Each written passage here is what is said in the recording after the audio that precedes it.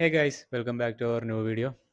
അപ്പോൾ ഇന്ന് രാവിലെ നമ്മൾ ഗോൾഡിലൊരു ബൈ സെറ്റപ്പ് പറഞ്ഞിട്ടുണ്ടായിരുന്നു. അതായത് മൺഡേ രാവിലെ മാർക്കറ്റ് ഓപ്പൺ ചെയ്തപ്പോൾ നല്ല അഗ്രസീവായിട്ട് ഒരു സെൽ ഓഫ് നടന്നിട്ടുണ്ടായിരുന്നു മാർക്കറ്റിൽ. അപ്പോൾ കോമൺ ആയിട്ടൊരു ഡൗട്ട് തോന്നാം, ഇത്രയും അഗ്രസീവ് സെൽ ഓഫ് നടന്നിട്ട് എന്തുകൊണ്ടാണ് നമ്മളൊരു ബൈ ക്യാപ്ചർ ചെയ്യാൻ നോക്കിയെന്ന്. ഓക്കെ, അപ്പോൾ അതിൻ്റെ ഡീറ്റെയിൽസ് ആണ് ഇന്ന് നമ്മൾ നോക്കാൻ പോകുന്നത്. ഓക്കെ, അപ്പോൾ ഫസ്റ്റ് ഓഫ് ഓൾ ചാർട്ടിലേക്ക് പോവാം. അപ്പോൾ ഈ പറഞ്ഞ പോലെ ഇന്ന് രാവിലെ നമുക്ക് അഗ്രസീവായിട്ടൊരു മൊമെൻറ്റം ഇവിടെ വന്നിട്ടുണ്ട്. അതായത് ഈ ഒരു റേഞ്ച് നമുക്ക് നോക്കിയാൽ കാണാം, അഗ്രസീവായിട്ടൊരു മൂവ്. ഇതിപ്പോൾ 1 അവർ ചാർട്ടാണ് കിടക്കുന്നത്. ഓക്കെ, 1 അവർ ചാർട്ടിൽ നോക്കിയാൽ അഗ്രസീവായിട്ടൊരു മൊമെൻറ്റം രാവിലെ വന്നിട്ടുണ്ട്.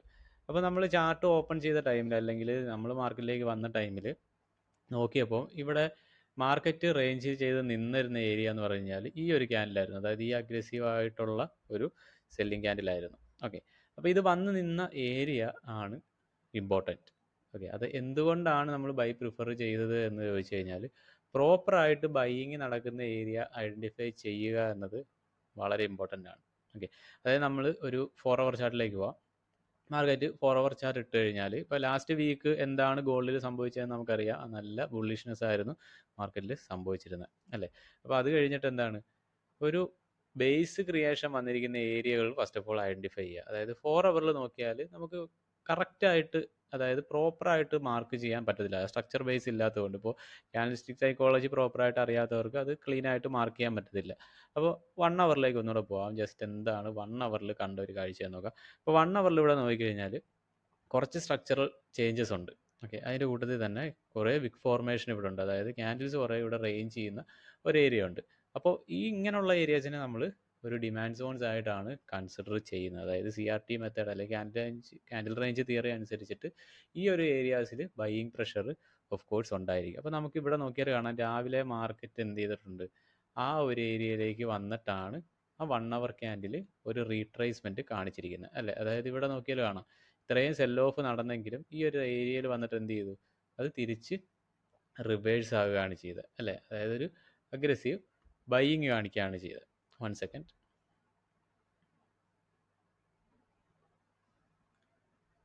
ഓക്കെ, അഗ്രസീവ് ബൈയിങ് കാണിക്കുകയാണ് ഈ ഏരിയയിൽ ചെയ്തത്.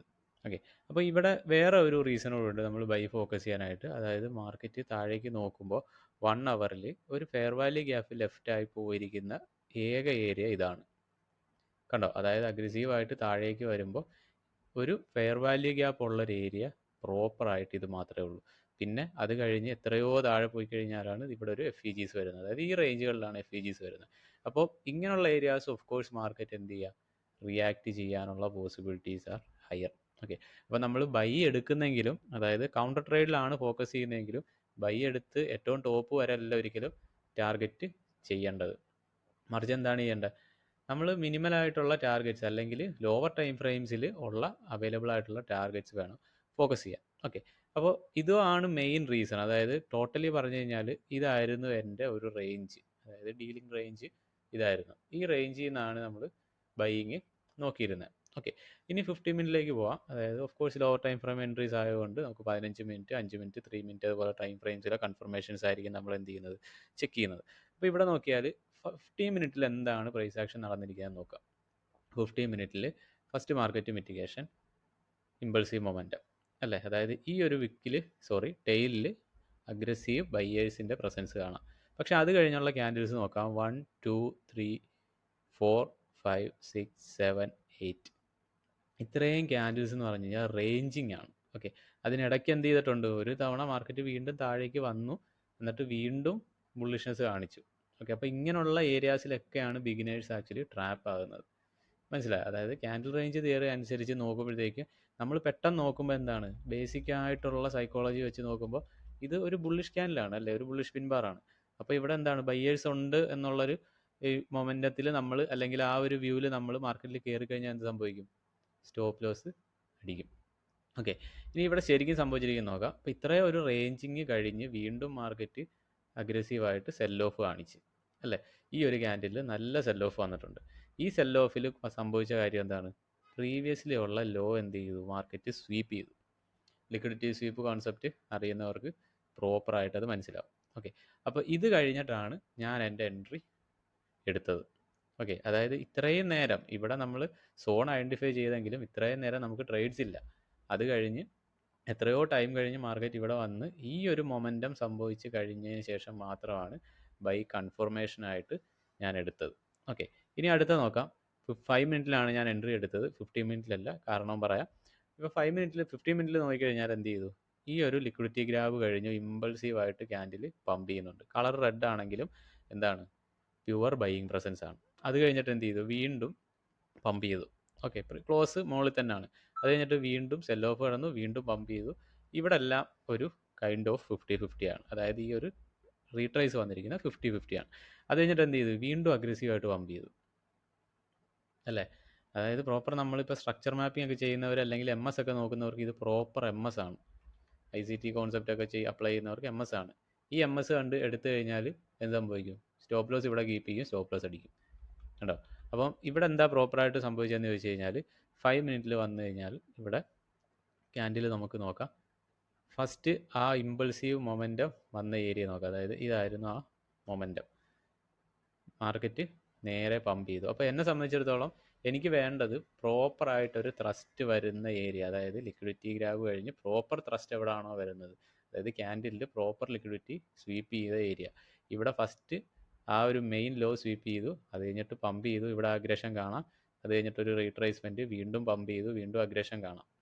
ഓക്കെ, അത് കഴിഞ്ഞിട്ട് ഒരു സെൽ ഓഫ് വീണ്ടും വന്നു. ഓക്കെ, അപ്പോൾ ഈ ലോ ഇമ്പോർട്ടൻ്റ് ആണ്. ഓക്കെ, അതായത് ഈ കഴിഞ്ഞ 3-4 ക്യാൻഡിൽസിന് ഇല്ലാത്തൊരു പ്രത്യേകത ഈ ക്യാൻഡിലിനുണ്ട്. അതായത് ഇവിടെ നോക്കാം, ഏറ്റവും ലോവസ്റ്റ് പോയിന്റ്. ഓക്കെ, അതായത് ഇവിടുന്ന് ഷിഫ്റ്റായി ഇവിടെ വന്നല്ലോ ലോവസ്റ്റ് പോയിന്റ്. ഇതാണ് രണ്ടാമത്തത്. അപ്പം ഞാൻ ജസ്റ്റ് ഇതൊന്ന് ഒന്ന് ക്ലിയർ ചെയ്യാം. ഓക്കെ, 5 മിനിറ്റിൽ നോക്കാം. അപ്പോൾ ഈ 5 മിനിറ്റിലെ ആർട്ടിലേക്ക് വന്നു കഴിഞ്ഞാൽ അതായത് ആ പ്രോപ്പർ പ്രൈസ് ആക്ഷനാണ് ഞാൻ പറയുന്നത്. അതായത് എന്തുകൊണ്ടാണ് ആ ബൈ എടുത്തത് അല്ലെങ്കിൽ എങ്ങനെയാണ് അത് പ്ലേ ഔട്ട് ആയതെന്നുള്ളതിൻ്റെ റീസണാണ് പറയുന്നത്. ഓക്കെ, അപ്പോൾ ഇതായിരുന്നു നമ്മുടെ പ്രീവിയസ് ലോ. അതെന്ത് ചെയ്തു? മാർക്കറ്റ് വയലേറ്റ് ചെയ്തു. അപ്പോൾ നമ്മുടെ ലോ ഷിഫ്റ്റ് ആയത് അങ്ങോട്ടാണ്, ഇങ്ങോട്ടാണ്. ഓക്കെ, അപ്പോൾ ഇവിടാണ് നമ്മുടെ കറണ്ട് ലോ. ഇവിടുന്ന് മാർക്കറ്റ് പമ്പ് ചെയ്തു. ഞാൻ ക്യാൻഡിൽ ബേസ് ലിക്വിഡിറ്റി ആണ് ഇപ്പോൾ പറയുന്നത്. First candle, second candle, third candle, fourth candle, fifth candle. ഈ 4 ക്യാൻഡിലും സംഭവിക്കാത്തൊരു കാര്യം ഈ 5ാമത്തെ ക്യാൻഡിൽ സംഭവിച്ചിട്ടുണ്ട്. ഓക്കെ, അതായത് ഇവിടുന്ന് പമ്പ് ചെയ്ത് മുകളിലോട്ട് പോയിട്ട് റീട്രേസ് ആയ ഈ ഒരു ക്യാൻഡിൽ സംഭവിച്ചിട്ടുണ്ട്. അതെന്താണെന്ന് വെച്ച് കഴിഞ്ഞാൽ liquidity grab, candle wise liquidity grab. അതായത് ഇവിടെ എന്താണോ നടന്നത് അതേ കാര്യം ഈ ഒരു ക്യാൻഡിലിൻ്റെ ലോയിൽ നടന്നിട്ടുണ്ട്. ദാറ്റ് മീൻസ് ഇതൊരു പ്രൊബബിലിറ്റി ഉള്ള സോണാണ്, അല്ലെങ്കിൽ നമ്മൾ റിഫൈൻഡ് സോൺ എന്ന് മറ്റൊരു പേരിൽ പറയും.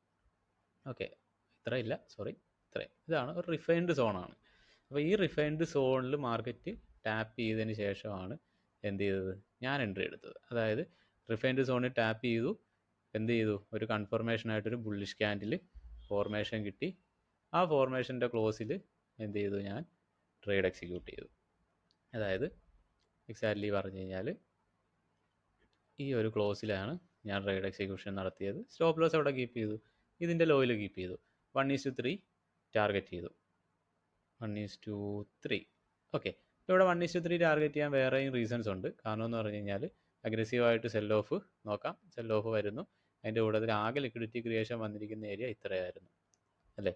ഇതിൽ ഓൾമോസ്റ്റ് മാർക്കറ്റ് എവിടെ വരെ ക്യാപ്ചർ ചെയ്തു?